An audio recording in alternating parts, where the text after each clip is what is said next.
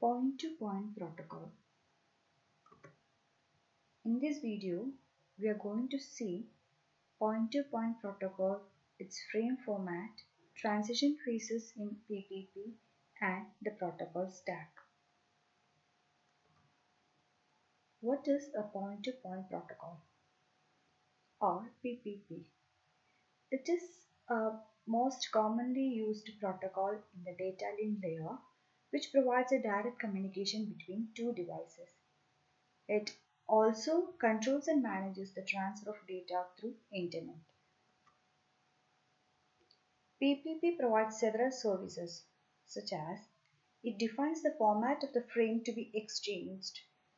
It defines how two devices can negotiate the establishment of the link and exchange of data. It defines how network layer data are encapsulated in the data link frame and defines how two devices can authenticate each other. It provides connections over multiple links and it provides address configuration to the network. And what PPP doesn't do is it does not provide flow control or any sophisticated addressing mechanism. And it follows a very simple mechanism for error control. Framing. Next, we are going to see the PPP frame format. Before that, PPP is a byte-oriented protocol used for data transmission through internet. In byte-oriented protocol, full bytes are used as control codes. As a byte-oriented protocol, the flag in PPP is a byte and needs to be escaped whenever it appears in the data section of the frame. The escape byte is 0111101, which means that every time the flag-like pattern appears in the data, this extra byte is stopped to tell the receiver that the next byte is not a flag. This is the PPP frame format, which has flag, address, control, protocol, payload, FCS, and flag as the fields. Now, flag fields, we can see it is used at the beginning and end of the PPP frame. And the value of flag byte is 0 followed by 6 ones followed by a 0. Next is an address field. The address field, the value will always be 8 ones. If it is a broadcast, we are doing broadcast through PPP, then all the stations will accept this frame. And if it is between the direct connection between two devices, then the address field is irrelevant. Next is control field. This field contains the value 1 followed by 6 zeros. That means it does not provide any flow or error control mechanisms. Next is the protocol field, which gives some information about the data which is carried out in the payload field.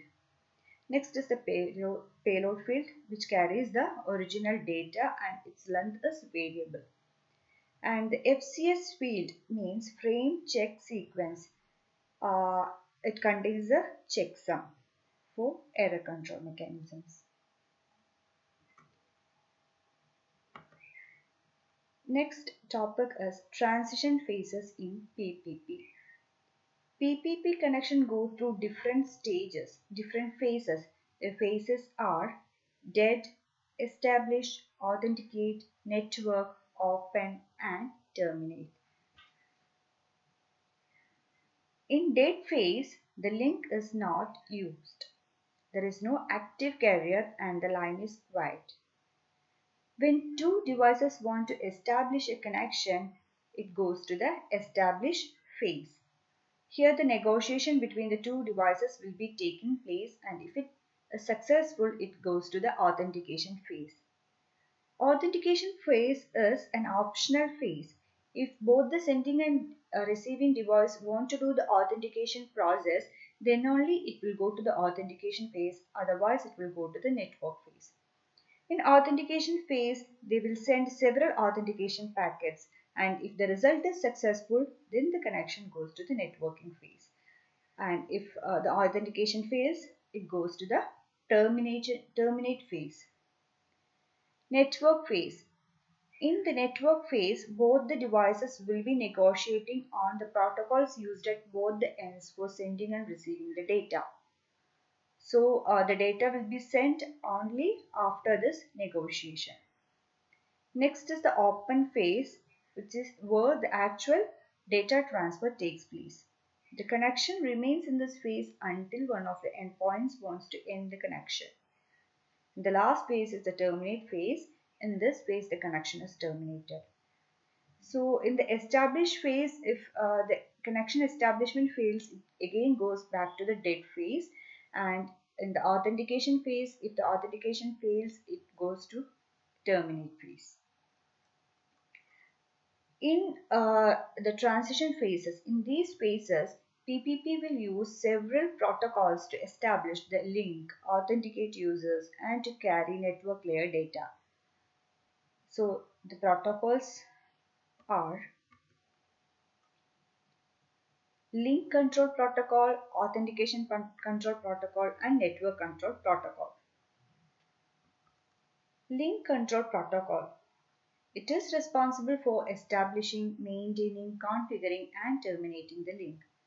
And it provides negotiation mechanism to set options between two endpoints. Authentication protocols helps to validate the identity of a user who needs to access the resources. The two authentication protocols used here are Password Authentication Protocol or PAP and Challenge Handshake Authentication Protocol or CHAP. And the last protocol is Network Control Protocol or NCP. After establishing the link and authenticating the user, PPP connects to the network layer. This connection is established by NCP, and NCP is a set of control protocols that allow the encapsulation of the data from the network layer. None of the NCP packets carry network layer data. They just configure the link at the network layer for the incoming data. That's all about point-to-point protocol.